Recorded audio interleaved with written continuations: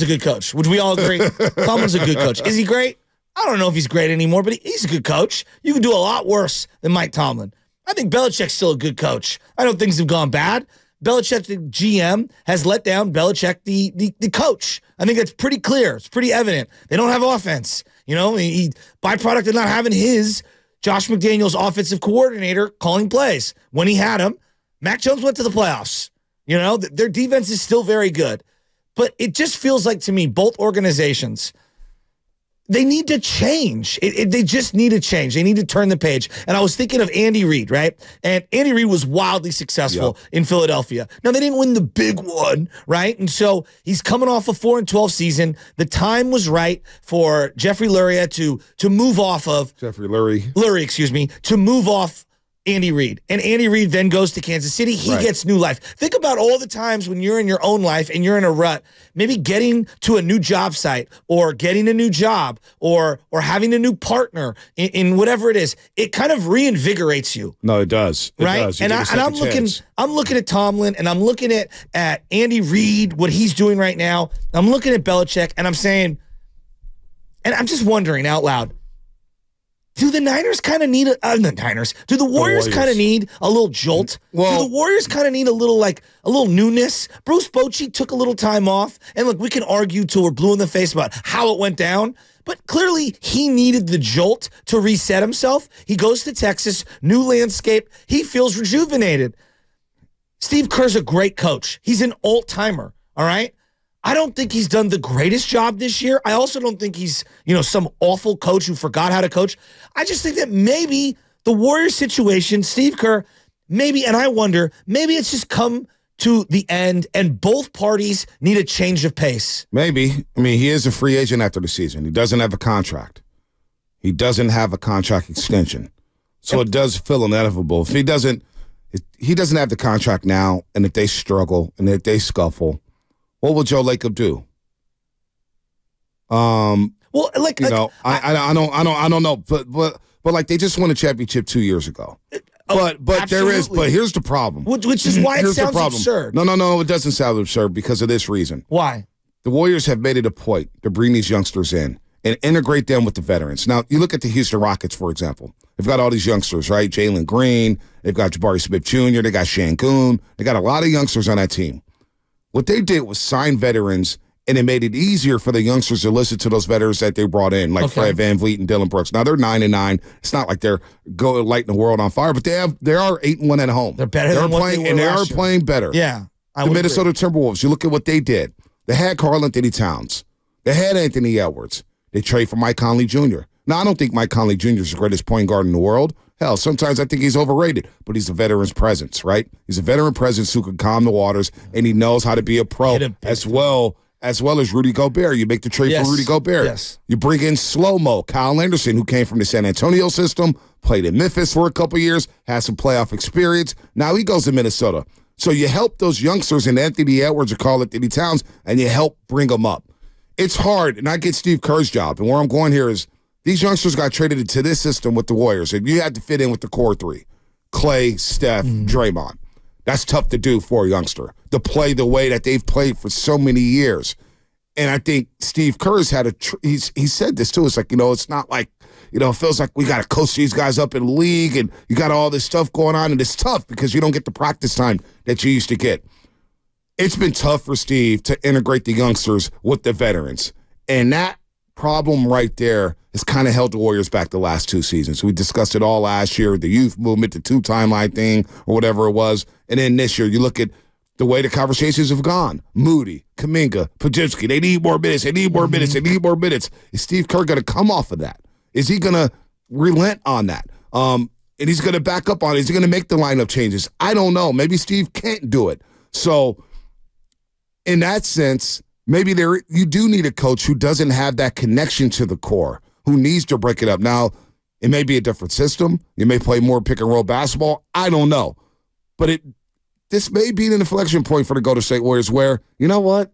You may have to move on. Think about Phil Jackson of the Bulls. He moved on. Yes. He moved on from the Lakers. Papa stayed in San Antonio. Larry Brown is a guy that moved around a lot. He moved around a lot. Now, he wasn't No, I'm just always using him as a reference But point. no, I hear what you're saying. Parcells moved around a lot. Parcells did move on. Pete Carroll, remember him? He had a couple jobs before. Don Shula.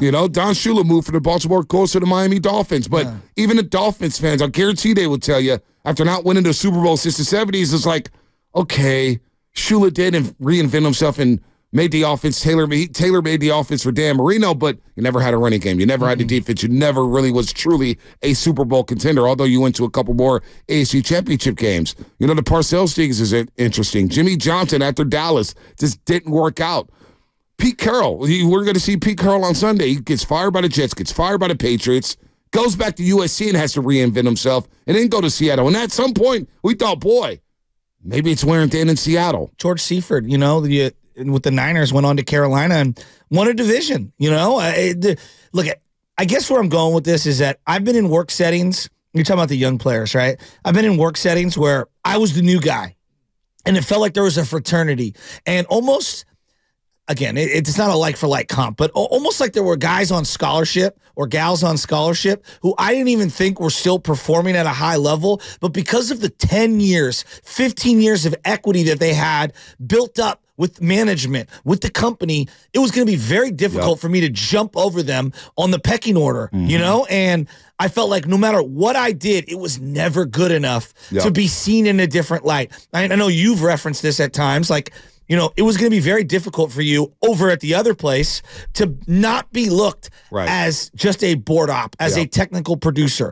It was very difficult for them to view you as someone who could be in front of the microphone as opposed to behind it. And I tell you what, it wasn't easy coming over here when I first started. Why is that? Because I wanted to prove, like, hey, man, I'm worthy of this spot. And, there are probably people here who thought, boy, I've been working my butt off at the station, and this guy gets a slot out of nowhere with no experience, and all of a sudden, because of one guy, and he gets to go to all the Warrior games. So trust me, I get it. So I'm putting myself in Kuminga and Moody's shoes, like. That's what I'm saying here. I think it's really hard. No, that's what I'm saying. It's easier for a team and youngsters like Houston, that's a good point. like Minnesota, to where, okay, we got some veterans coming in to help us take the next level, as opposed to getting drafted into a situation where, you know what? You're not going to have time to be just a normal rookie. You're not going to have time to play through your flaws. You're not going to have time to play through the mistakes.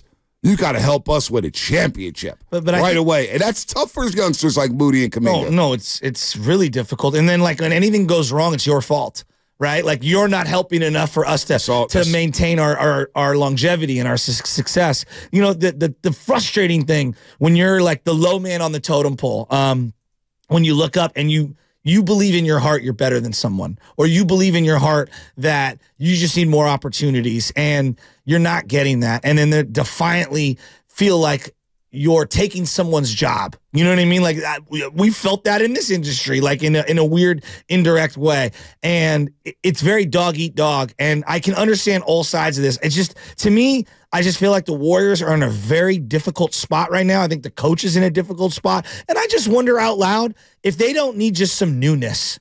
Yeah, I mean, the motion offense, right? When you look at the motion offense with this team, you're a lot older, you're a lot slower. So how effective is the motion offense? If you don't have guys who can move, Klay Thompson can't move the way he moved even 2 years ago. Well, does the personnel, if you were sitting down doing film study, when you look at the personnel top to bottom, that's what I'm saying. What would best highlight this team? Well, that's what I'm saying. And when you're running a motion offense, you haven't adjusted from that with this personnel because they're older and slower, and they can't move like that. So is there a reluctance to move off of this system? Can you tweak it a bit? I know they run the split action. Well, I just think you got to fit your personnel. If Klay needs to play more pick and roll or just be in a corner by himself and stand alone, then do that. Because he's going to take a defender with him. No matter what, Klay will take a defender, and the defender's not going to leave Klay Thompson wide open. I mean, if he does, that player's going to get benched. However, Steve Kerr hasn't adjusted that system. He hasn't adjusted to his personnel, even last year. And I don't know if Wiseman's any good. But Jordan Poole and Wiseman, it felt like whenever they ran pick and roll together, it was productive.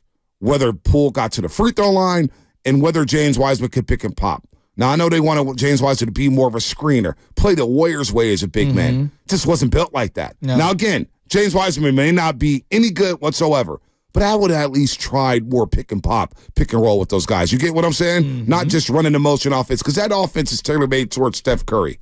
Not everybody's Stephen Curry. No. We know that. He's one of one. So even with Jonathan Kuminga playing in the dunker spot, playing more pick and roll with him to where he could go downhill and attack the basket. The motion offense works for certain personnel, but I think you got to tweak that. So if Steve Kerr's not going to tweak that, and he's not going to integrate the youngsters here, and Joe Lacob, I know he wants that, maybe you do have to move on, and maybe that's why Steve Kerr doesn't have his contract extension. Well, but here's where I think it gets really tricky, because the number one, like what I would say to someone like, you got to fire Kerr, and I'm not even saying fire, but like both parties just need to change. I'm just asking. I'm wondering out loud if both parties need to change. Well, they might. But this is it's why Steve Kerr doesn't have an extension. Don't you think that Steve Kerr has to coach his ass off this year to make Joe Lacob say, you know what? I don't know if I want to commit. Life is about what have you done for me lately? I don't care if it's coaching in the NBA or working in sales. You're always judged off what you did last month, off what you did last year. You know, case growth year to date or year over year. I always hear this though, and it's a fair rebuttal. Well, who are you going to get? Well, who's better? I look at the Eagles, right? Now, Andy Reid, we all agree, all-time guy, right? Is Andy Reid an all-time guy? I think the Eagles have a very well-run organization. They found Doug Peterson, and they won a Super Bowl with him. But they found Chip Kelly, and Chip Kelly was good until his ego took over. Okay, there you go. They found three good coaches. It was Chip Kelly after Andy Reid, and then Doug Peterson. So Doug P won a Super Bowl, right? Like they rebounded, won a Super Bowl, and then Sirianni went back to a Super Bowl. So they've had multiple successes since moving off Andy, and Andy himself has had wild success with the Chiefs. I think both parties the mutual parting kind of worked out for both. There's a lot of those examples. Would you agree? There's a lot of those examples. You just look at the Patriots and Bill Parcells. He moves on to the Jets. Yes. Belichick goes with them.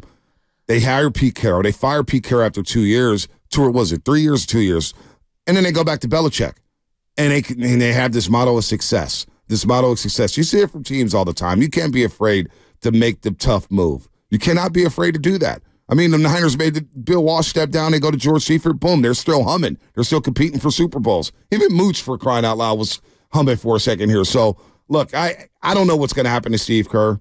He doesn't have the contract extension, so you have to wonder what's next. Who's the next coach, who it is. Look, I don't know. I don't even want to throw names out there. I think that's a little unfair. But what if Steve Kerr's just tired? What if he's just tired and wants to move on? I don't know.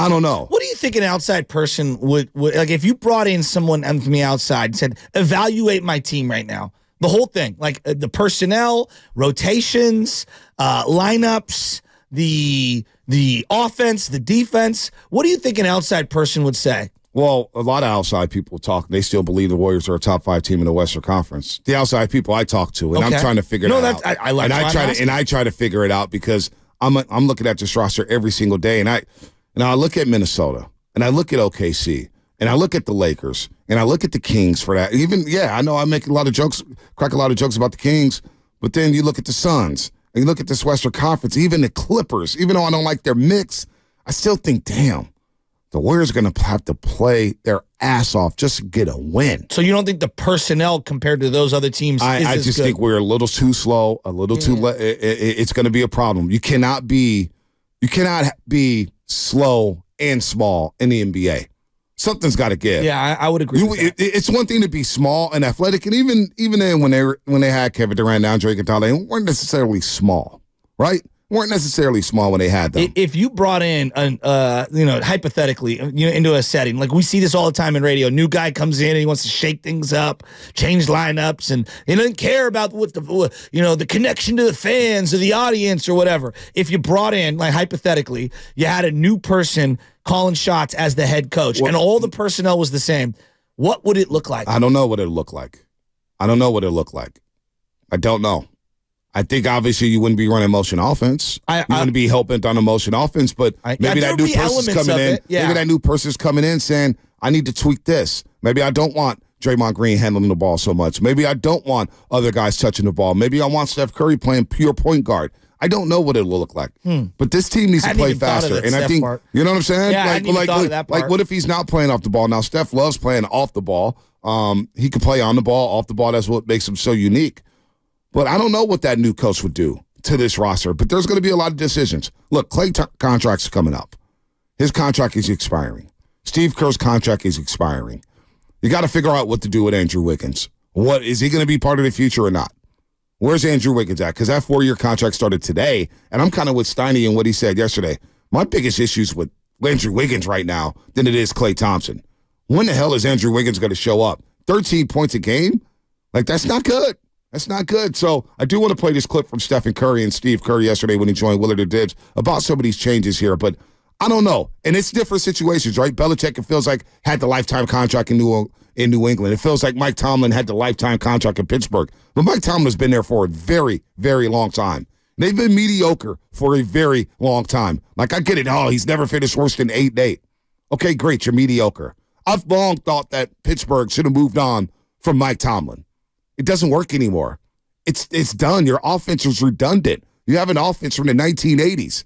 You can't pick up 4th and 2s. Your finding offense coordinator still doesn't work. But Steve Kerr did just come off a championship from 2 years ago. He is coaching Team USA. But I don't know, man. I just don't know. Let's continue this conversation because